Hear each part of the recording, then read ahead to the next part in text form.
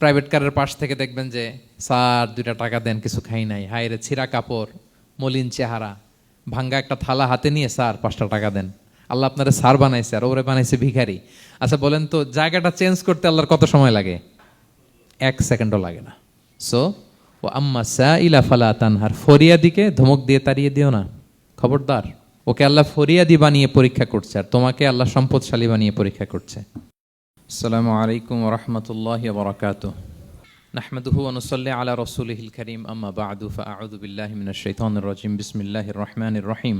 ওয়াদ-দুহা ওয়াল-লাইলি ইযা সাজা মা ওয়াদ্দা'আকা রাব্বুকা ওয়া মা ক্বালা ওয়ালাল আখিরাতু খায়রুল লাকা মিনাল উলা। সাদাকাল্লাহুল আযীম।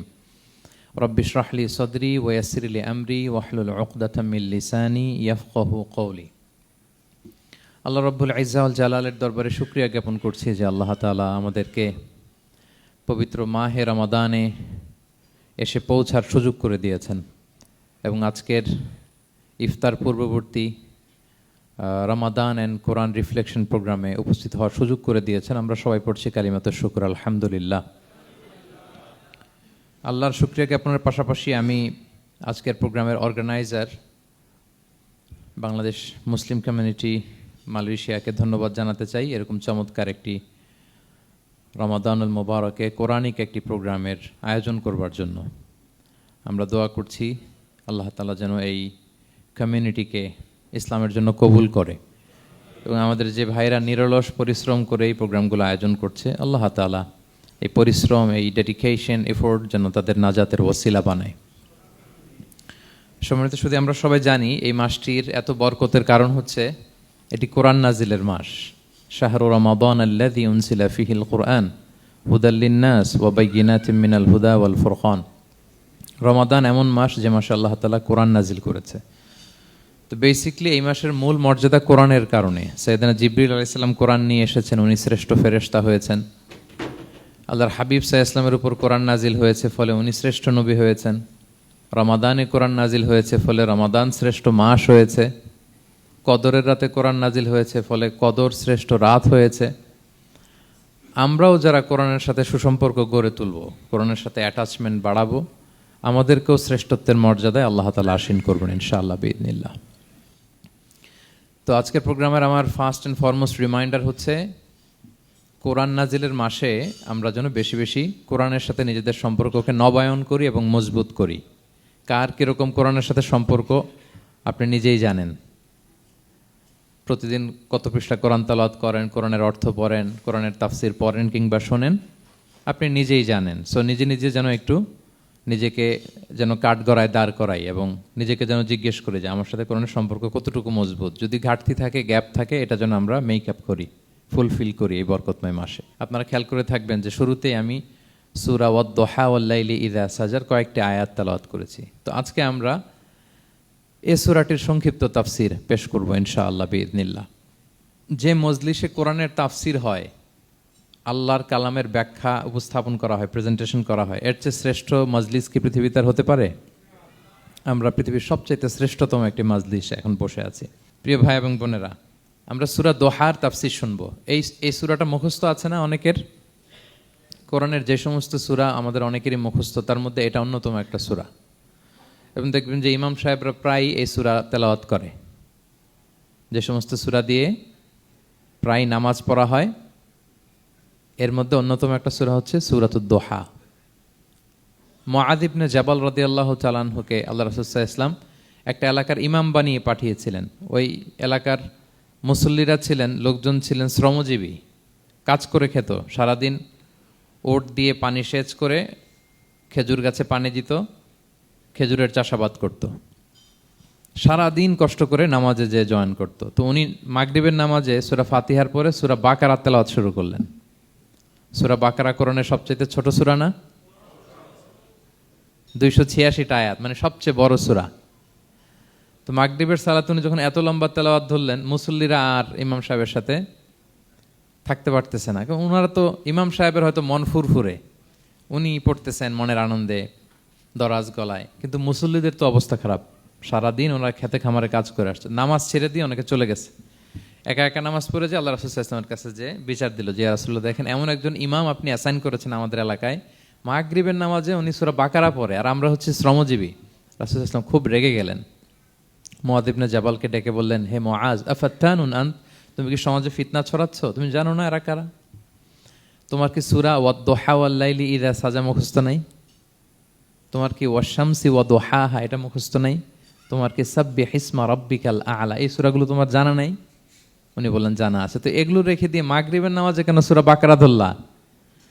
তোমার মুসল্লিরা তো শ্রমজীবী মুসল্লি। যখন ইমামের দায়িত্ব হচ্ছে পেছনে কারা আছে এটা খেয়াল করা। অনেক সময় ইমাম সাহেব আল্লাহু আকবার বলে যে নামাজ ধরছে, কি হচ্ছে পেছনে আর খোঁজ খবর নাই।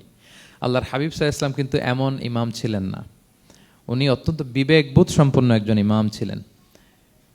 একবার পেছনে এক বাচ্চার কান্না শুনে উনি নামাজ ছোট করে দিয়েছেন। সবাই বললেন, ইয়া রাসূলুল্লাহ, এত ছোট নামাজ তো কখনো পড়তে দেখি না। তখন রাসূল সাল্লাল্লাহু আলাইহি ওয়াসাল্লাম বললেন, একটা ছোট বাচ্চার কান্নার আওয়াজ আমার কানে এসেছে। আমার মনে হচ্ছে বাচ্চাটাকে সামলাতে নারীদের কাতারে একটা মায়ের খুব কষ্ট হচ্ছে, এজন্য নামাজটা আমি খাটো করে দিয়েছি। দেখেন কি চিন্তা চেতনা, পিছনে কি হচ্ছে সব রাসূল সাল্লাল্লাহু আলাইহি ওয়াসাল্লাম এটা খেয়াল করতেন। তো এই সূরার একটা ফজিলত আপনি জানলেন যে রাসূল সাল্লাল্লাহু আলাইহি ওয়াসাল্লাম সূরা ওয়াদ-দুহা ওয়াল-লাইলি ইযা সাজা এটা তেলাওয়াত করতে বলেছিলেন মুআয ইবনে জাবাল রাদিয়াল্লাহু তাআলা আনহুকে। এটা কোরআনের 93 নম্বর সূরা। কত নম্বর? এটা মাক্কি সূরা, আর নাজিলের ধারাবাহিকতা অনুযায়ী এটা 11তম সূরা। মানে এই সূরার আগে আরো 10টা সূরা নাজিল হয়েছিল, তার মানে মক্কার একেবারে শুরুর দিকে এই সূরাটা নাজিল হয়েছিল। আপনারা জানেন যে এবছর আমার একটা বই এসেছে এক নজরে কোরআন নামে, সেখানে আমি প্রত্যেকটা সূরার সার সংক্ষেপ নিয়ে সংক্ষেপে, খুব সংক্ষেপে, কখনো যদি সুযোগ হয় আপনারা দেখবেন যে প্রত্যেকটা সূরা 5 পৃষ্ঠার মধ্যে আমরা নিয়ে আসার চেষ্টা করেছি।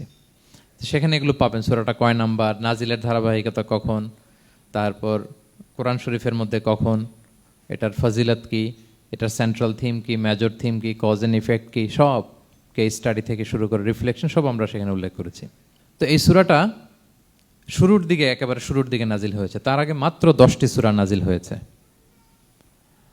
তো নাজিল হতে হতে 10টা সূরা যখন নাজিল হলো, এরপর অনেক দিন রাসূল সাল্লাল্লাহু আলাইহি ওয়াসাল্লামের কাছে কোনো সূরা নাজিল হয় না। কয়দিন নাজিল হয় না? কোনো বর্ণনায় 15 দিন, কোনো বর্ণনায় 1 মাস, কোনো বর্ণনায় 2 মাস, কোনো বর্ণনায় 6 মাস, টানা 6 মাসের গ্যাপ ওহী নাজিল হয় না। আল্লাহর হাবিব সাল্লাল্লাহু আলাইহি ওয়াসাল্লাম তিনি ওহী মিস করতে শুরু করলেন, যে ঘটনা কি, কোরআন নাজিল হচ্ছে না কেন, হঠাৎ এত গ্যাপ কেন?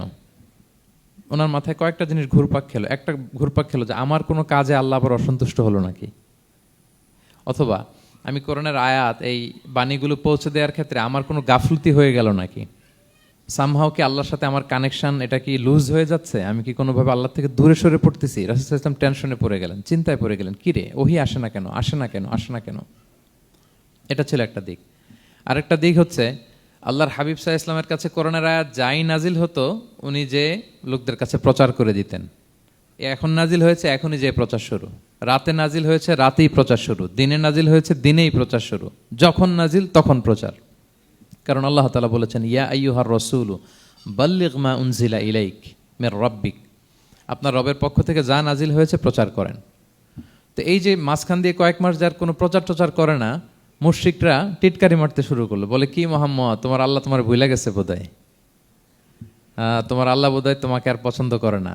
আগে তো প্রতিদিন কিছু না কিছু শোনাতা যে এইটা নাজিল হয়েছে, ওইটা আসছে, এই বিধান ওই বিধান, এখন তো কোনো খোঁজখবর নাই। ঘটনা কি? আল্লাহর হাবিব সাল্লাল্লাহু আলাইহি ওয়াসাল্লামের চাচি উম্মে জামিল, আবুল হাবির স্ত্রী, সে আরো খারাপ কথা বললো। সে বলল, ইন্না শাইতানাকা কদ তারাকাক, তোমার কাছে যে একটা শয়তান আসতো এখন বোধহয় আর আসে না মুহাম্মদ, নাউযুবিল্লাহি মিন যালিক। এটা দিয়ে জিবরিল আলাইহিস সালামকে বুঝিয়েছেন। জিবরিল এসে কি কি যেন বলে, কই এখন তো কিছু বলো না। তো রাসূল বলবে কি করে, কারণ তিনি তো মন গড়া কিছু বলতেন না। আল্লাহর হাবিব সাল্লাল্লাহু আলাইহি ওয়াসাল্লাম মনে যা ইচ্ছা হয় মন গড়া কখনো কিছু বলেছেন? আওয়াজ করে বলেন, মন গড়া বলতেন তিনি?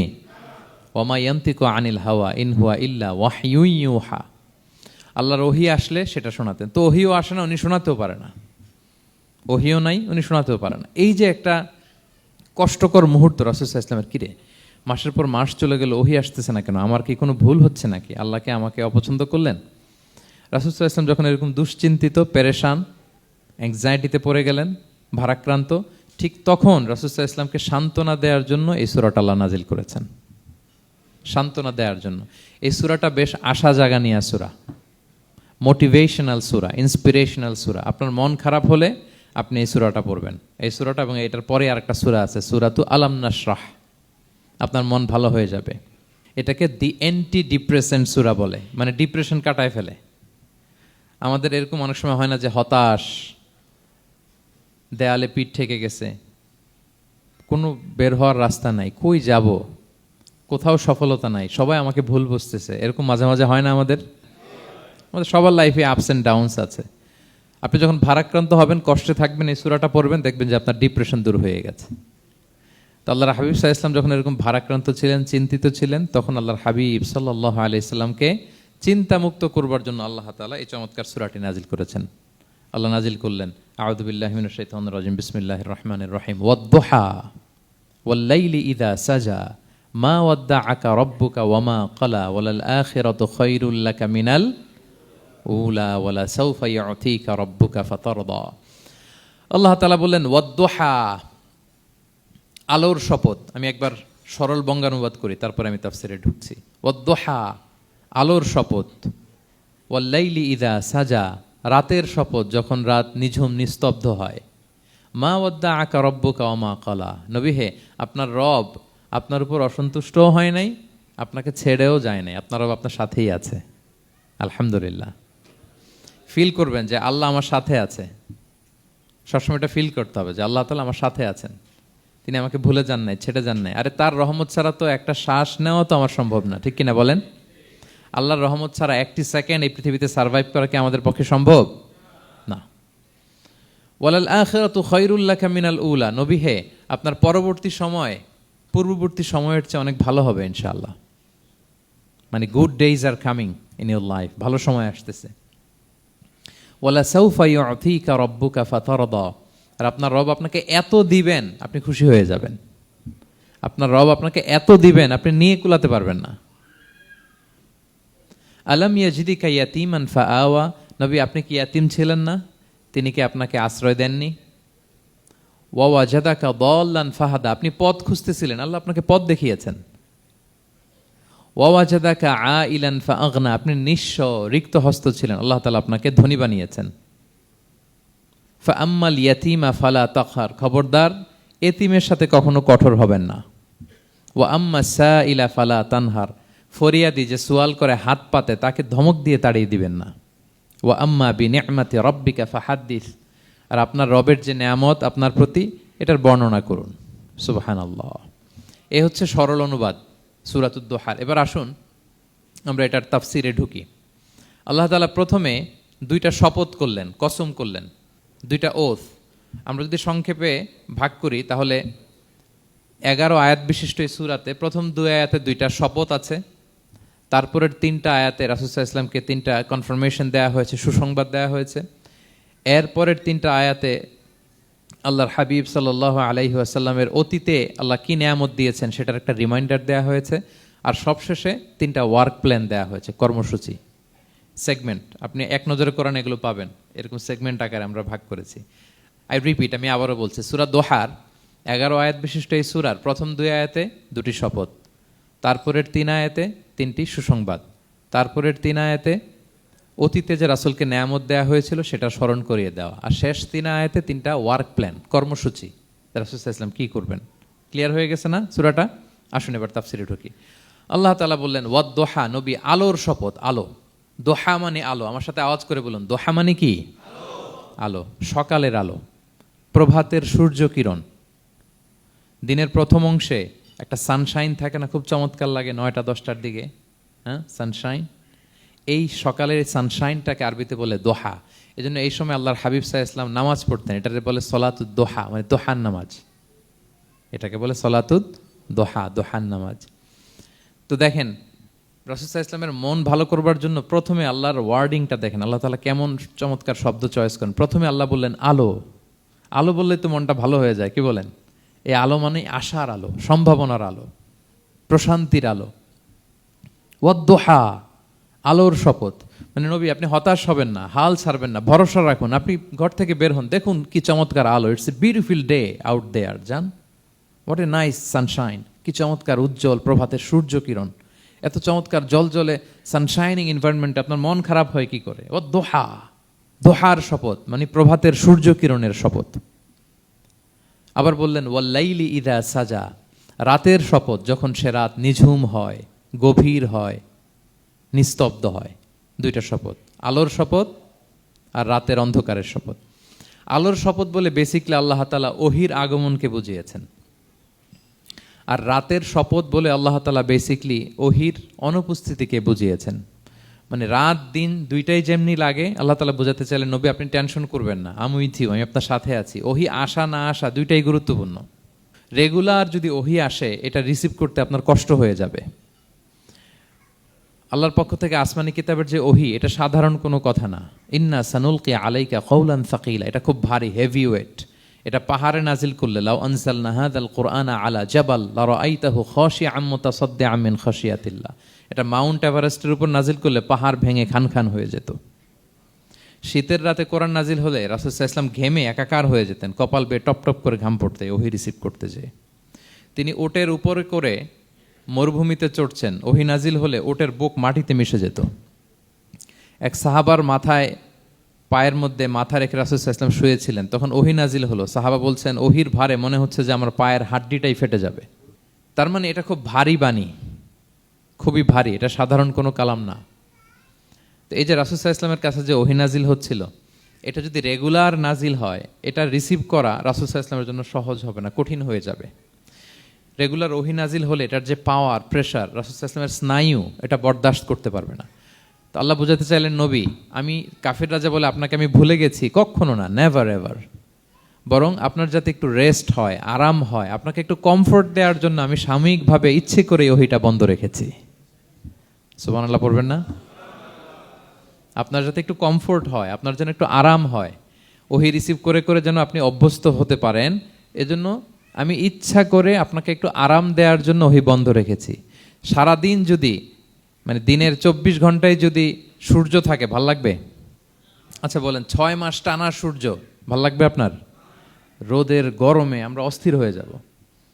তো 12 ঘন্টা সূর্যের আলোর পরে যেমনি রাতের দরকার আছে, আল্লাহ বোঝাতে চাইলেন ওহি নাজিল হওয়ার পাশাপাশি মাঝে মাঝে ওহি ব্রেক দেওয়ার দরকার আছে, ওহি বন্ধ থাকার দরকার আছে।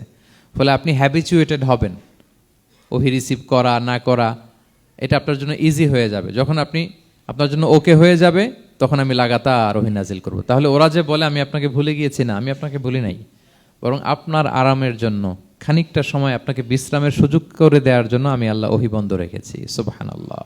তার মানে আল্লাহ তাআলা নবীকে ভুলেন নাই বা নবী সাল্লাল্লাহু আলাইহি ওয়াসাল্লামের উপর অসন্তুষ্ট হন নাই, ইচ্ছে করে আল্লাহ তাআলা কিছুদিন ওহি বন্ধ রেখেছেন। প্রতিদিন সূর্য থাকলে যেমনি ভাল লাগে না, মানে 24 ঘন্টা, এজন্য 12 ঘন্টা সূর্য দিয়ে আল্লাহ 12 ঘন্টা রাত দিয়েছেন, আমাদের আরামের, বিশ্রামের, ঘুমের আয়োজন করেছেন। ঠিক তেমনি রেগুলার ওহি রিসিভ করলে রাসূল সাল্লাল্লাহু আলাইহি ওয়াসাল্লামের জন্য কষ্ট হয়ে যাবে, এজন্য ইচ্ছে করে আল্লাহ গ্যাপ দিয়েছেন। আল্লাহর হাবিব সাল্লাল্লাহু আলাইহি ওয়াসাল্লামের উপর আল্লাহ অসন্তুষ্ট হননি। এটাই আল্লাহ তাআলা বললেন যে ওয়াদ-দুহা ওয়াল-লাইলি ইযা সাজা, প্রভাতের সূর্য কিরণের শপথ, রাতের নিঝুম নিস্তব্ধ পরিবেশের শপথ।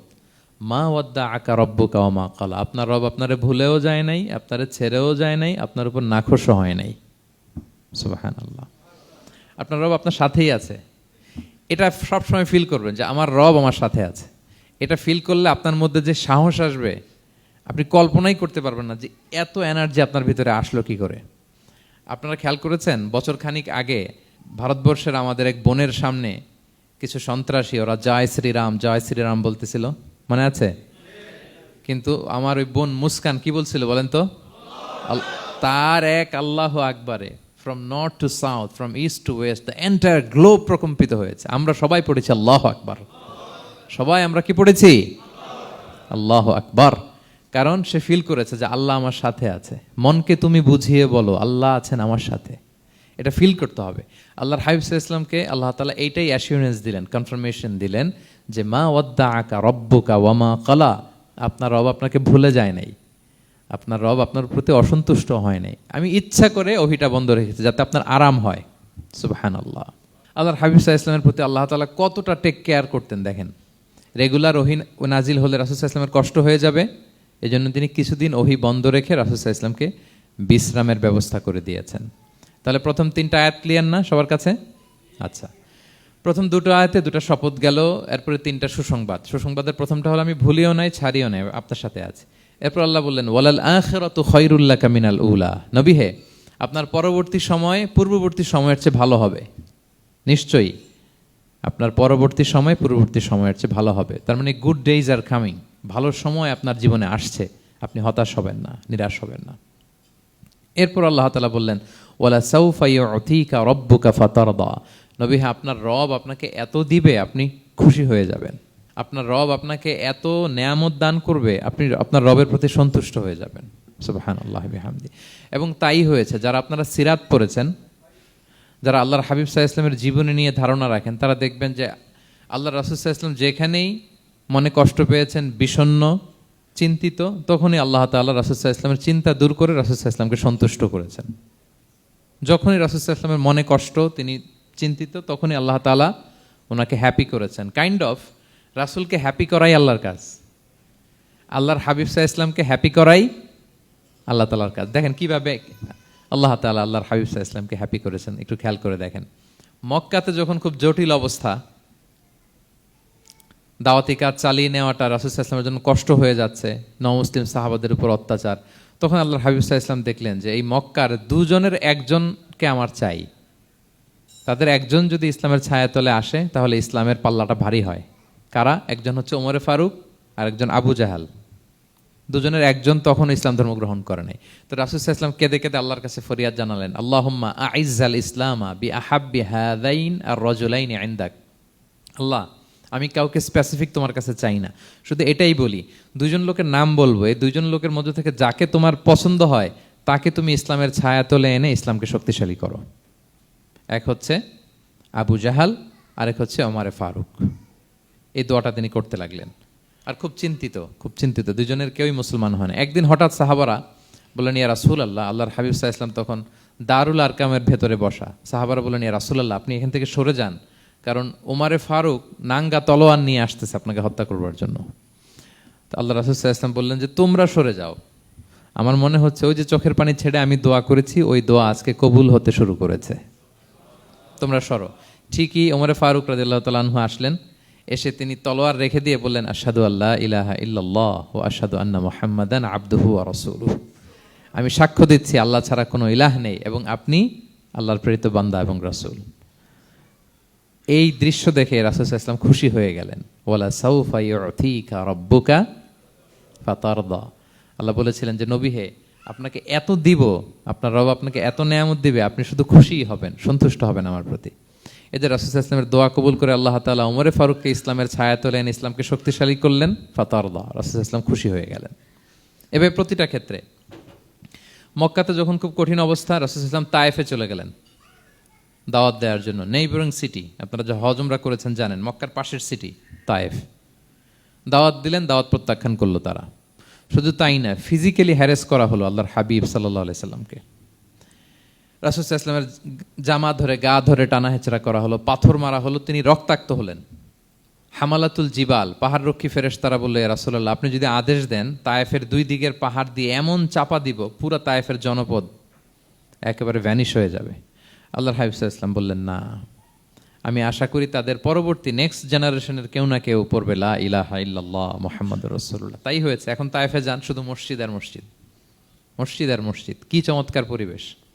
তায়েফে গেলে মনেই হবে না আরব দেশ। বৃষ্টি হয় প্রতিদিন, অনেক চাষাবাদ হয়, চমৎকার এলাকা। রাসূল সাল্লাল্লাহু আলাইহি ওয়াসাল্লামের দোয়ার বরকত। তো তায়েফবাসী দাওয়াত প্রত্যাখ্যান করলো। রাসূল সাল্লাল্লাহু আলাইহি ওয়াসাল্লাম গায়ের রক্ত পরিষ্কার করে নাখলা নামক খেজুরের বাগানে যায়েদ রাদিয়াল্লাহু তাআলা আনহুকে ফজরের নামাজ পড়তেছিলেন।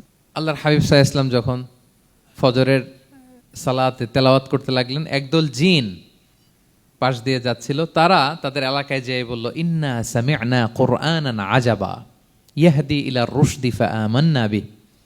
জিনেরা আগে আকাশের উপরে উঠে ফেরেশতারা কি বলে চুরি করে শুনে আসতো। হঠাৎ জিনেরা আর উপরে যেতে পারে না। উপরে যেতে চাইলেই ফাআতবাআহু শিহাবুন সাকিব, আগুনের পাথর মারা হয়। ঘটনা কি? সব জিনেরা বৈঠক বসালো। ঘটনা কি? আগে কত তথ্য আগেই জেনে যেতাম, জেনে গণকদেরকে বলতাম, গণকরা আমাদেরকে ধন্যবাদ জানাইতো। তো এখন তো আসমানের সিকিউরিটি এত বেড়ে গেল কেন? কারণ কি? ওই যে শেষ নবী আসার কথা যে মনে হয় চলে আসছে, দেখো তো কোথায় আসছে উনি। খুঁজতে খুঁজতে খুঁজতে একদল ওই দিন ফজরের সময় আল্লাহর হাবিব সাল্লাল্লাহু আলাইহি ওয়াসাল্লাম রক্তাক্ত হয়ে ফজরের সালাত যখন পড়তেছেন, ওই কোরআন তেলাওয়াত শুনে তারা এলাকায় যে বলল যে ইন্না সামি'না কুরআনান আজাব, এক আজীব কোরআন শুনে আসছি, ইয়াহদি ইলা রুশদি, এই কোরআন মানুষকে হেদায়েতের পথে নিয়ে যায়, ফা আমান্না বি, আমরা ঈমান এনে ফেললাম। সুবহানাল্লাহ পড়েন। তো রাসূল সাল্লাল্লাহু আলাইহি ওয়াসাল্লাম তো এটা জানেন না। আল্লাহ তাআলা জিবরাইল মারফত জানালেন যে হে নবী, আপনি এসেছিলেন ম্যানকাইন্ডকে দাওয়াত দিতে তায়েফের, তারা দাওয়াত গ্রহণ করে নাই, ম্যানকাইন্ড রিজেক্ট করেছে। কিন্তু আরেকটা জাতি আছে যাদেরকে আপনি দেখেন না, তাদেরকে বলে জিন কাইন্ড, মানে জিন জাতি। পুরো জিন জাতি কালিমা পড়ে মুসলমান হয়ে গিয়েছে নবী। বলে সাউফা ইউতিকা রাব্বুকা ফাতারদা, নবী আপনার রব আপনাকে এত নেয়ামত দিবেন আপনি খুশি হয়ে যাবেন। নবী সাল্লাল্লাহু আলাইহি ওয়াসাল্লাম ওইখানে আবার খুশি হয়ে গেলেন, রক্তাক্ত, ইনজুর্ড।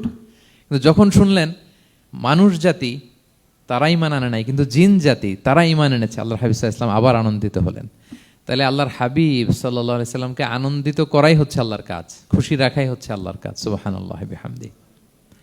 আল্লাহর হাবিব সাল্লাল্লাহু আলাইহি সাল্লামের বয়স যখন 50 বছর, ওনার কাছের দুজন আত্মীয় মারা গেল। ওনার প্রিয়তমা স্ত্রী খাদিজা রাদিয়াল্লাহু তাআলা আনহা ইন্তেকাল করলেন, ওনার প্রিয় চাচা আবু তালেব ইন্তেকাল করলেন। দুজনই শেল্টার দিত, একজন ঘরে একজন বাইরে। আবু তালেবের কারণে কেউ রাসূল সাল্লাল্লাহু আলাইহি ওয়াসাল্লামের গায়ে হাত তোলার সাহস পায় নাই। তো উনি যখন ইন্তেকাল করলেন, রাসূল সাল্লাল্লাহু আলাইহি ওয়াসাল্লাম বিপদে পড়ে গেলেন।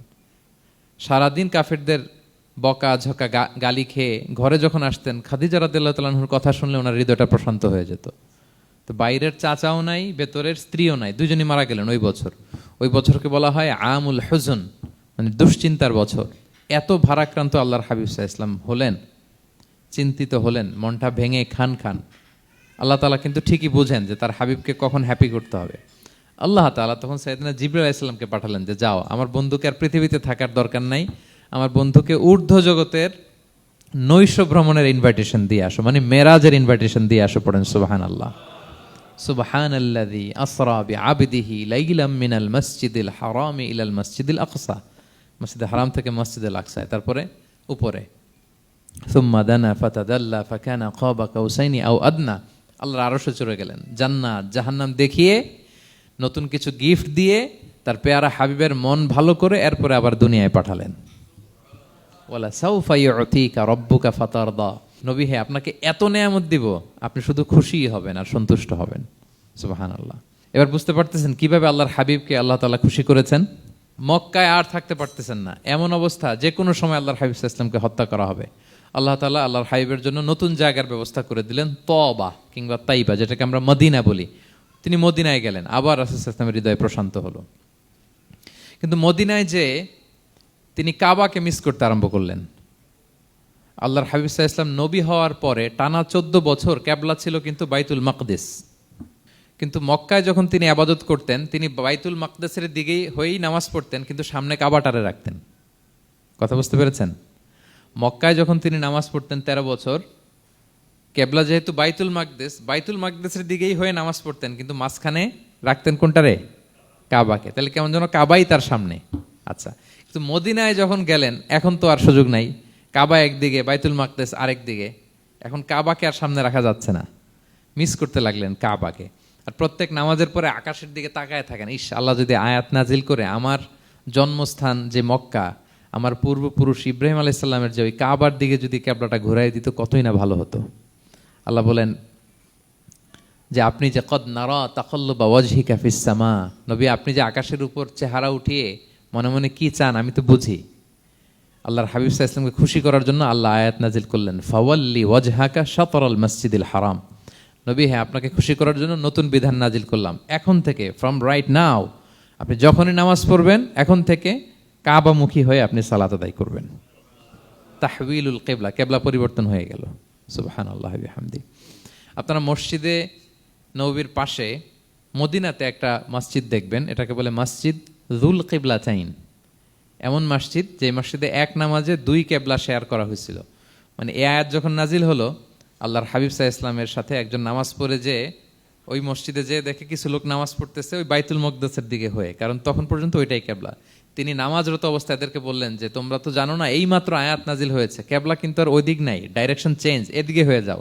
তো ইমাম সহ মুসল্লি সব ঘুরে নামাজের মধ্যে ওইদিকে হয়ে গেছে। তাহলে একই নামাজে 2টা কিবলা শেয়ার করা হয়েছে, ফলে তখন থেকে মসজিদের নাম হয়ে গেছে মসজিদ যুল কিবলাতাইন, 2 কিবলাওয়ালা মসজিদ। তাহলে দেখেন, আল্লাহর হাবিব সাল্লাল্লাহু আলাইহি ওয়াসাল্লামকে খুশি করার জন্য আল্লাহ তাআলা কিবলা চেঞ্জ করে দিছে। সুবহানাল্লাহ বলতে পারলেন না? এভাবে যখনই আল্লাহর হাবিব সাল্লাল্লাহু আলাইহি ওয়াসাল্লাম বিষণ্ণ, চিন্তিত, মন খারাপ, ওনার মন ভালো করার দায়িত্ব নিয়েছে কে? জিব্রাইল এসে শোনাতে লাগলো আগের জামানায় কেউ 500 বছর 700 বছর হায়াত পেয়েছে। বনি ইসরায়েলের অনেক মুজাহিদ 1000 বছর জেহাদ করেছে। কয় হাজার বছর জেহাদি করছে? 1000 বছর। আমরা হায়াত পাই কয় বছর? আমাদের হায়াত কয় বছর অন অ্যান অ্যাভারেজ? 60-70। আল্লাহর হাবিব সাল্লাল্লাহু আলাইহি ওয়াসাল্লাম এটাই বলেছেন যে আমার উম্মতি মা বাইনা 60 ইলা 70, আমাদের গড় আয়ু 60 থেকে 70। ওয়া আকাল্লুহুম মা ইয়াজুজু যালিক, আর সামান্য অল্প সংখ্যকই মানুষ এটাকে ক্রস করতে পারে। এই কথা শুনে যে আগের উম্মত 1000 বছর জেহাদ করছে, এটা শুনে রাসূল সাল্লাল্লাহু আলাইহি ওয়াসাল্লাম আবার কাঁদতে আরম্ভ করলেন, হায় রে আমার গুনাহগার উম্মতের কি হবে? আমার উম্মত তো 60-70ই শেষ, আমার উম্মতের কি হবে? আবার চিন্তিত, আবার কান্নাকাটি। তখন আল্লাহ তাআলা নাজিল করলেন, ইন্না আনজালনাহু ফি লাইলাতিল কদর ওমা আদরাকা মা লাইলাতুল কদর লাইলাতুল কদরি খায়রুম মিন আলফি শাহর। নবী আপনি কাঁদবেন না, ওদেরকে হায়াত দিছি বেশি, কদর দেই নাই। আপনার উম্মতকে হায়াত কম দিছি, কিন্তু আপনার উম্মতের জন্য আমি লাইলাতুল কদর রেখে দিয়েছি। এক কদরের রাতে আবাদত করলে খায়রুম মিন আলফি শাহর, 1000 মাস আবাদত করলে যে পরিমাণ সওয়াব, অতটুকু না, খায়ের এর চেয়ে বেশি সওয়াব আল্লাহ তাআলা আপনার উম্মতের আমলনামায় দিয়ে দিবেন। আবার আল্লাহর হাবিব সাল্লাল্লাহু আলাইহি ওয়াসাল্লাম মন ভালো হয়ে গেল। ওয়ালা সাউফা ইউতিকা রাব্বুকা, সবাই বলেন ওয়ালা সাউফা ইউতিকা রাব্বুকা ফাতারদা। নবী হে এত দিব, আপনি শুধু হ্যাপি হবেন, হ্যাপি। এরপরে বদরের যুদ্ধে বিজয় দান করলেন, মক্কা বিজয় দান করলেন, তাবুক যুদ্ধে বিজয় দান করলেন। সব শেষে জান্নাতে ওনার জন্য স্পেশাল একটা জায়গা থাকবে, ওই জায়গায় কেউ বসতে পারবে না। জায়গাটার নাম মাকামে মাহমুদ। ওয়া মিনাল লাইলি ফাতাহাজ্জাদ বিহি নাফিলাতাল লাকা আসা আন ইয়াবআসাকা রাব্বুকা মাকামাম মাহমুদা। ওই মাকামে মাহমুদের সিংহাসনে আল্লাহর হাবিব সাল্লাল্লাহু আলাইহি ওয়াসাল্লাম বসবেন, ওনার জন্য স্পেশাল খাস, কেউ এখানে বসতে পারবে না। তার মানে হ্যাপি শুধু দুনিয়াতেই করবে না আল্লাহ তাআলা, আল্লাহর হাবিবকে আখিরাতেও করবে। আল্লাহর হাবিব সাল্লাল্লাহু আলাইহি ওয়াসাল্লামকে কাউসার দেয়া হবে, ইন্না আতাইনা কাল কাউসার। হে নবী আপনাকে কাউসার দিয়েছি, এমন হাউজে কাউসার যে হাউজে কাউসারের সামনে পান পেয়ালা, যেটা দিয়ে পানি নিয়ে আপনি উম্মতকে খাওয়াবেন, এটার সংখ্যা আকাশের তারা যত বেশি তার চেয়েও বেশি। হাউজে কাউসারের পানি এটা দুধের চেয়েও সাদা, বরফের চেয়েও ঠান্ডা, মধুর চেয়েও মিষ্টি। এক ঢোক যে খাবে চিরকালের জন্য তার গলা থেকে তৃষ্ণা মিটে যাবে। He will never ever be thirsty again. একবার খাইছে তো শেষ। পেতে চান সেটা আল্লাহর হাবিবের কাছ থেকে? আমরা পেতে চাই কি চাই না বলেন? ইন্না আতাইনা কাল কাউসার। নবী আপনাকে আমি কাউসার দিয়েছি। সব শেষে আল্লাহর হাবিব সাল্লাল্লাহু আলাইহি ওয়াসাল্লাম সুপারিশ করার অনুমতি পাবেন, যেদিন কেউ সুপারিশ করতে পারবে না। সবাই বলবে নফসি নফসি নফসি নফসি, থার থার করে কাঁপবে। এক একজন নবী, ইব্রাহিম আলাইহিস সালাম, ঈসা আলাইহিস সালাম, মূসা আলাইহিস সালাম, থার থার করে কাঁপবে। আর আল্লাহর হাবিব সাল্লাল্লাহু আলাইহি ওয়াসাল্লাম ওই মাকামে মাহমুদে সিংহাসন ফেলে দিয়ে সেজদায় শুধু কাঁদতে থাকবে, আর সেজদার মধ্যে বলবে উম্মতি উম্মতি উম্মতি উম্মতি। হে আল্লাহ আপনি আমার গুনাহগার উম্মতকে বাঁচান, আল্লাহ আপনি আমার গুনাহগার উম্মতকে বাঁচান, আল্লাহ আপনি আমার গুনাহগার উম্মতকে বাঁচান। আল্লাহ তাআলা এটা সহ্য করতে না পেরে জিবরাইল আলাইহিস সালামকে বলবেন যে ওয়াসআলহু মা ইউবকিক, জিবরাইল যাও জিজ্ঞেস করো তো আমার বন্ধু এত কাঁদে কেন, কি চায় জিজ্ঞেস করো। তো আল্লাহর হাবিব সাল্লাল্লাহু আলাইহি ওয়াসাল্লাম বলবেন আল্লাহুম্মা উম্মতি উম্মতি, আল্লাহ আমার উম্মতকে বাঁচান, আমার গুনাহগার উম্মতকে বাঁচান। আল্লাহ তাআলা এবার জিবরাইল মারফত বলবেন যে ইযহাব ইলা মুহাম্মদ সাল্লাল্লাহু আলাইহি ওয়াসাল্লাম, যাও মুহাম্মদের কাছে যাও, ওয়াকুল লাহু, তাকে বলো দুনিয়াতে যেমনি কখনো কষ্ট পেতে দেই নাই, বারবার তাকে হ্যাপি করেছি, খুশি করেছি। ওয়া ইন্না সানুরদিকা ফি উম্মাতিকা ওয়ালা নাসুউক, আজকের এই কঠিন দিনেও আমার হাবিবকে আমি কষ্ট দিব না, তার উম্মতের ব্যাপারেও তাকে আমি খুশি করে দেব। তার গুনাহগার উম্মতের ব্যাপারেও আজকে মুহাম্মদ সাল্লাল্লাহু আলাইহি ওয়াসাল্লামকে আমি খুশি করে দেব। আল্লাহর হাবিব সাল্লাল্লাহু আলাইহি ওয়াসাল্লাম তখন সুপারিশ শুরু করবেন। আল্লাহু আকবার, আল্লাহু আকবার। ওয়ালা সাউফা ইউতিকা রাব্বুকা ফাতারদা। নবী হে আপনাকে এত নেয়ামত দিব আপনি নিয়ে কুলাতে পারবেন না। সব শেষে এই গুনাহগার উম্মতকে সুপারিশ করে জাহান্নাম থেকে নাম কাটিয়ে সবাইকে নিয়ে তিনি একটা ফ্ল্যাগ হাতে নিয়ে তিনি জান্নাতের দিকে ছুটবেন। ওই ফ্ল্যাগের মধ্যে লেখা থাকবে আলহামদু। কি লেখা থাকবে? মানে প্রশংসা, প্রশংসার পতাকা। নিজেও তো প্রশংসিত। মুহাম্মদ মানে কি জানেন? মুহাম্মদ মানে কি? প্রশংসিত। এই কারণে মুহাম্মদ সাল্লাল্লাহু আলাইহি ওয়াসাল্লামকে মক্কার লোকেরা গালি দিয়েও শান্তি পেত না। মানে যদি বলি এই প্রশংসিত লোকটা খারাপ, কথাটা হইল? প্রথমে আগে বলা লাগে কি? প্রশংসিত। মুহাম্মদ মানে কি? তো এই জন্য মক্কার লোকেরা রাসূল সাল্লাল্লাহু আলাইহি ওয়াসাল্লামকে মুহাম্মদ না বলে ডাকতো মুদাম্মাম, মানে নিন্দিত। তো মুদাম্মাম তো রাসূলের নাম না, রাসূল সাল্লাল্লাহু আলাইহি ওয়াসাল্লামের নাম কি? মুহাম্মদ, প্রশংসিত। এই জন্য গালি দিয়েও তারা মজা করতে পারতো না, সুবিধা করতে পারতো না। গালি দিলেও আগে প্রশংসা করে নেওয়া লাগতো। প্রথমে বলতো মুহাম্মদ পাগল, এরকম বলতো নাউযুবিল্লাহ, তার মানে প্রশংসিত লোকটা পাগল হইলো, এটা গালি হয়েছে? ঘুরে ফিরে তো প্রশংসাই হয়ে গেল। তো আল্লাহর হাবিব সাল্লাল্লাহু আলাইহি ওয়াসাল্লাম লিওয়াউল হামদ, প্রশংসার ফ্ল্যাগ নিয়ে বিশাল উম্মতকে নিয়ে জান্নাতে অভিমুখে যাবেন এবং জান্নাতের দরজায় হি উইল বি দা প্রথম নক করবেন উনি। তখন জান্নাতের রক্ষী ফেরেশতা বলবে মান আনতা, কে? আল্লাহর হাবিব সাল্লাল্লাহু আলাইহি ওয়াসাল্লাম বলবেন আনা মুহাম্মদ, আমি মুহাম্মদ।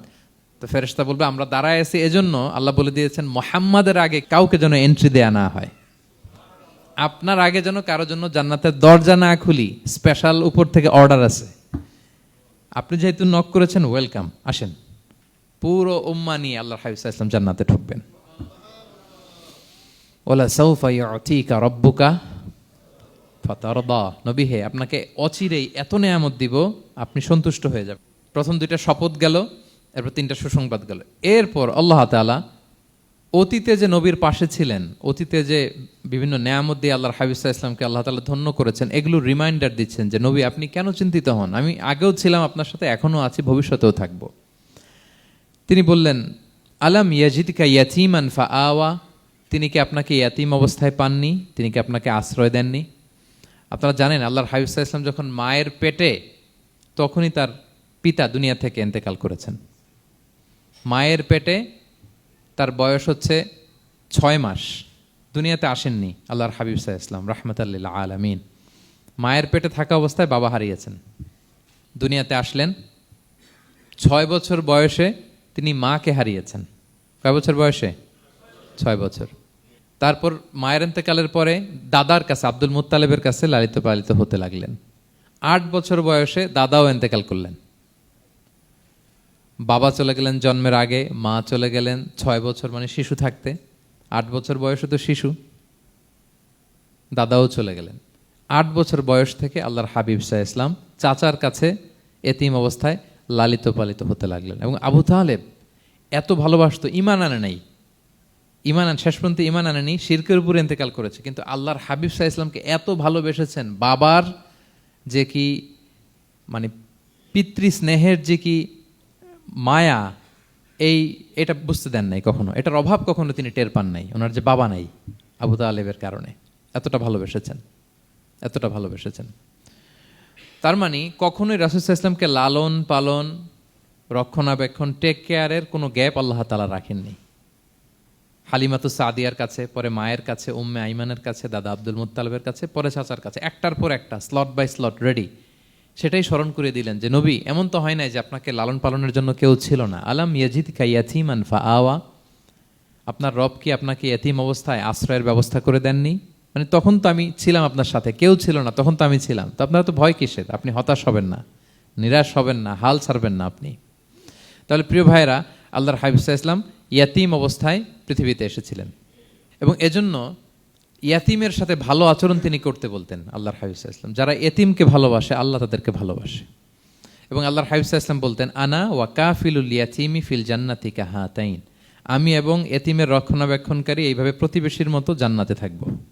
এই দুই আঙ্গুলের মাঝে যেমনি গ্যাপ নাই, আমার আর এতিমের রক্ষণাবেক্ষণকারী তার বাড়ির মাঝখানে কোনো গ্যাপ থাকবে না জান্নাতে। We will be neighbour in paradise, জান্নাতে এরকম আমরা কাছাকাছি থাকবো। আল্লাহু আকবার পড়েন। তাহলে এতিমের রক্ষণাবেক্ষণকারীকে আল্লাহ তাআলা ভালোবাসেন। যারা এতিমকে পছন্দ করে না, এতিমকে তাড়িয়ে দেয়, তাদেরকে আল্লাহ পছন্দ করেন। আল্লাহ তাআলা বলেন আরাআইতাল্লাযী ইউকাযযিবু বিদ্দীন ফাযালিকাল্লাযী ইয়াদউল ইয়াতীম, যারা আখিরাতকে অবিশ্বাস করে তারাই এতিমকে ঘাড় ধাক্কা দিয়ে তাড়িয়ে দেয়। কোনো বিশ্বাসী কখনো এতিমের সাথে খারাপ আচরণ করে না। আপনাদের যাদের মন শক্ত, অনেকের চোখ দিয়ে পানি নামে না। আমার এক আত্মীয় আছে খুব আল্লাহওয়ালা, আমার জীবনে এত আল্লাহওয়ালা আমি দেখি নাই, কিন্তু ওনার চোখ দিয়ে পানি নামে না। বারবার এসে আমারে বলে যে মিজান কি করবো বলো, তুমি একটু মোনাজাত ধরো। আমার মনে আছে আমি ওনাকে নিয়ে মোনাজাত ধরতাম, তো ওনার কান্না আসে না চোখ দিয়ে। এত আল্লাহওয়ালা, খুব ভালো মানুষ, কিন্তু চোখ দিয়ে পানি নামে না। এটা অনেকের হয়, নানা কারণে হয়। তো আল্লাহর হাবিব সাল্লাল্লাহু আলাইহি ওয়াসাল্লাম বলেছেন কারো যদি চোখ দিয়ে পানি না নামে বা হৃদয় নরম না হয়, তারা যেন এতিমের মাথায় হাত বুলিয়ে দেয়। এক সাহাবী এসে বললেন, ইয়া রাসূলুল্লাহ, আমার হৃদয়টা বড় শক্ত, হৃদয় নরম হয় না। রাসূল সাল্লাল্লাহু আলাইহি ওয়াসাল্লাম বললেন, তাই? আচ্ছা, আতুহিব্বু আন ইয়ালিনা কলবুক, তুমি কি চাও তোমার হৃদয় নরম হোক, ওয়া তুদরাকা হাজাতুক, এবং তোমার আশা পূরণ হোক? তিনি বললেন, হ্যাঁ। তখন রাসূল সাল্লাল্লাহু আলাইহি ওয়াসাল্লাম বললেন, ইরহামিল ইয়াতীম, এতিমের উপর রহম করো। ওয়ামসা আলা রাসি, এতিমের মাথায় হাত বুলিয়ে দাও। ওয়া আতইমহু মিন তুআমিক, তোমার খাবার এতিমকে খাওয়াও। তালিনু কলবুক, তোমার অন্তর নরম হবে। তুদরাকা হাজাতুক, তোমার ইচ্ছা পূরণ হবে। তাহলে হৃদয় যদি শক্ত থাকে, কার মাথায় হাত বুলাবেন? বুলাইছেন কখনো? হ্যাঁ, বুলিয়েছেন? খুঁজে খুঁজে হাত বুলাবেন। বাংলাদেশে তো অনেক অরফেনেজ আছে, অনাথ আশ্রম, ওখানে যাবেন। সুযোগ হলে একদিন যে একটু লাঞ্চ করলেন ওদের সাথে বসে, ডিনার করলেন, একসাথে খেলেন, ওদের মাথায় হাত বুলিয়ে দিলেন, সাধ্যমতো কিছু উপহার হাতে তুলে দিলেন, আপনার ইচ্ছা পূরণ হবে আর আপনার হৃদয় নরম হবে ইনশাআল্লাহ।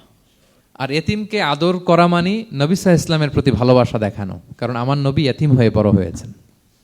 এতিমের প্রতি ভালোবাসা প্রকারান্তরে নবী সাল্লাল্লাহু আলাইহি ইসলামের প্রতি ভালোবাসা দেখানো হয়, কারণ আমার নবী এতিম হয়ে বড় হয়েছেন। সুবহানাল্লাহ। কিন্তু তার বিপরীতে আমরা সমাজে কি দেখি? এতিমের মাথায় হাত বুলানো তো দূরের কথা, এতিমের সম্পদও খেয়ে ফেলে অনেকে। হ্যাঁ, এরকম আছে না? এতিমের সম্পদ দেদারসে গিলতেছে। কি যে আমাদের চিন্তাধারা! দেখবেন, যে লোকটা এতিমের সম্পদ গিলে, ওরা রোজা অবস্থায় এক ঢোক পানি গিলাতে পারবেন কিনা দেখেন। যে বলেন একটু পানি খান তো, যে খাবে না, কেন? হারাম। তো ওই হারাম কিন্তু গিলতেছে ইচ্ছা মতো। রোজা অবস্থায় এক ফোঁটা আপনি পানি গিলাতে পারবেন না, এরে কেন? হারাম। কিন্তু ওইদিকে ভাতিজার সম্পদ গিলতেছে দেদারসে। আল্লাহ বলেন, এটা ভাতিজার সম্পদ না, এটা তুমি জাহান্নামের আগুন পেটে ঢুকাচ্ছ। জাহান্নামের আগুন। ইন্নাল্লাযীনা ইয়াকুলুনা আমওয়ালাল ইয়াতামা যুলমান ইন্নামা ইয়াকুলুনা ফি বুতুনিহিম নারা ওয়া সায়াসলাউনা সাঈরা। যারা এতিমের সম্পদ খায়, এটা সম্পদ না, এটা জাহান্নামের আগুন তুমি পেটে ঢুকাচ্ছ।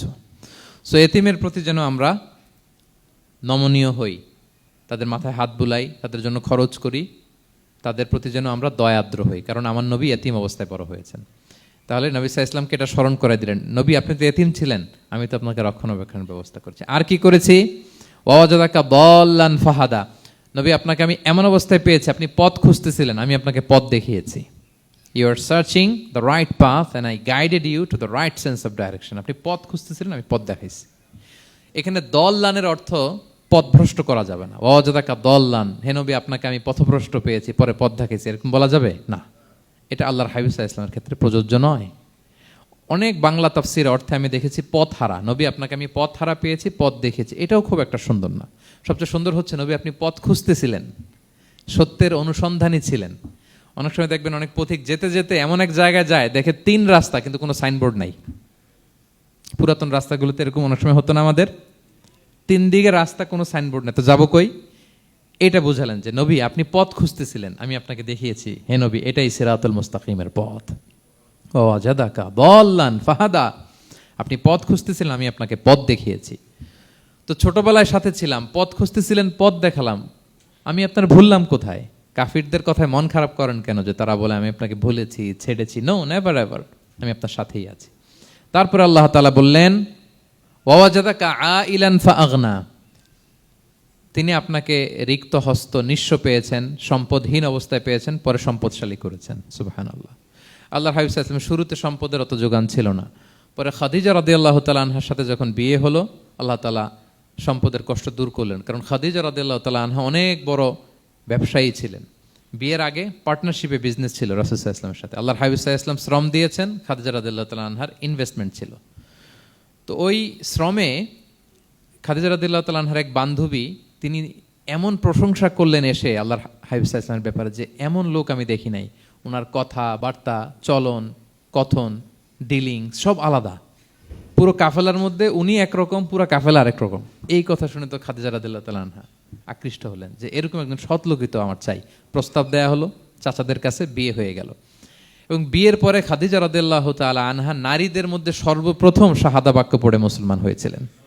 নিজের সব সম্পদ আল্লাহর হাবিব সাল্লাল্লাহু আলাইহি ওয়াসাল্লামের পায়ের সামনে এনে দিয়ে দিলেন, ইয়া রাসূলুল্লাহ আমার সম্পদ মানে আপনার সম্পদ, ইসলামের জন্য যত মনে চায় আপনি খরচ করেন।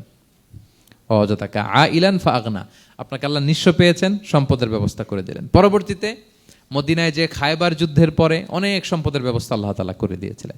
তাহলে ছোটবেলায় ইয়াতিম ছিলেন, আল্লাহ টেক কেয়ার করলেন। পথ খুঁজতেছিলেন, আল্লাহ পথ দেখায় দিলেন।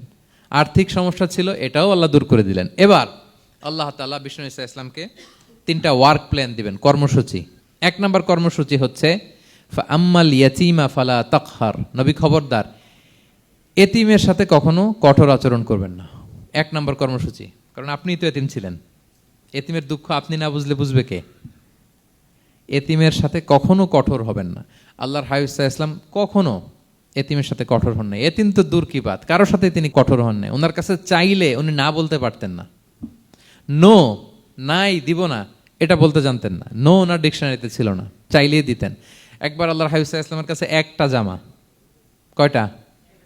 আপনার জামা কয়টা? আমার জামা কয়টা? জুব্বা তখন কয়টা ছিল? মাত্র একটা। এক ফরিয়াদি এসে বলে, ইয়া রাসূলুল্লাহ আতিনি কামিসান, আমার একটা জামা দেন, আমার জামা নাই। নবী সাল্লাল্লাহু আলাইহি ওয়াসাল্লামের জামা কয়টা তখন? ওনার কাছে চাইলে উনি না বলতে পারতেন? খুলে দিয়ে দিয়েছেন, নাও। এখন ওনার জামা আছে কয়টা? তো জামাও নাই, বেরও হতে পারে না। কি এক মুসিবত! আল্লাহ তাআলা আয়াত নাজিল করলেন, ওয়াল্লাযীনা ইযা আনফাকু লাম ইউসরিফু ওয়া লাম ইয়াকতুরু ওয়া কানা বাইনা যালিকা কাওয়ামা। নবী হে, যারা বিশ্বাসী তারা দানের সময় ভারসাম্য করবে। মানে অনেকগুলো থাকলে আপনার একটা দিতেন, ছিলই যখন একটা, ওইটার হকদার তো ফরিয়াদির চেয়ে আপনি বেশি। এখন যে দিয়ে দিলেন, আপনি পড়বেন কি? অনেকগুলো থাকলে না হয় আপনি দিতেন, ছিলই একটা, এটার সবচেয়ে যোগ্য, অধিকতম যোগ্য এবং হকদার তো আপনি। সুবহানাল্লাহ, সুবহান। কি নবী ছিল, কি নবী ছিল! না বলতে পারতেন না, মানুষকে ফিরিয়ে দিতে জানতেন না। আল্লাহ বললেন, নবী হে, আপনার প্রথম কর্মসূচি ফাআম্মাল ইয়াতীমা ফালা তাকহার, খবরদার এতিমকে কখনো, এতিমের প্রতি কঠোর হবেন না। 1 নম্বর কর্মসূচি। এটা শুধু নবীর জন্য কর্মসূচি নাকি আমাদের জন্য না? হ্যাঁ, সবার জন্য। এতিমদের সাথে যেন আমরা রূঢ় ভাষী না হই, তাদের সাথে যেন রূঢ় আচরণ না করি। 2 নম্বর, ও আম্মা সাইলা ফালা তানহার, ফরিয়াদিকে ধমক দিবেন না, হাত পাতলে ধমক দিবেন না। আমরা অনেক সময় ধমক দেই, আপনারা দেন কখনো? না, আমরা দিতে পারবো না, ধমক দিতে নিষেধ করেছেন আল্লাহ তাআলা। আম্মা সাইলা ফালা তানহার, যদি না থাকে বুঝিয়ে বলেন যে এখন পারতেছি না, কিন্তু ধমক দিবেন না কখনো। কারণ আপনি এখন বড় সাহেব হয়ে গেছেন, প্রাইভেট কারের পাশ থেকে দেখবেন যে স্যার 2টা টাকা দেন, কিছু খাই নাই, হায় রে, ছিঁড়া কাপড়, মলিন চেহারা, ভাঙ্গা একটা থালা হাতে নিয়ে, স্যার 5টা টাকা দেন। আল্লাহ আপনারে স্যার বানাইছে আর ওরে বানাইছে ভিখারি। আচ্ছা বলেন তো, জায়গাটা চেঞ্জ করতে আল্লাহর কত সময় লাগে? ওরে ভিতরে বসায় স্যার বানাবে আর আপনারে ভাঙ্গা একটা থালা দিয়ে এরকম ওই যে টোল টোল যেখানে নেয় ওখানে দাঁড় করাবে। বলেন আল্লাহর কয় সেকেন্ড লাগবে? লাগবে? লাগবে? 1 সেকেন্ডও লাগে না। সো ও আম্মা সাইলা ফালা তানহার, ফরিয়াদিকে ধমক দিয়ে তাড়িয়ে দিও না, খবরদার। ওকে আল্লাহ ফরিয়াদি বানিয়ে পরীক্ষা করছে, আর তোমাকে আল্লাহ সম্পদশালী বানিয়ে পরীক্ষা করছে। তাহলে 1 নম্বর কর্মসূচি ছিল এতিমের সাথে রূঢ়ভাষী হবেন না।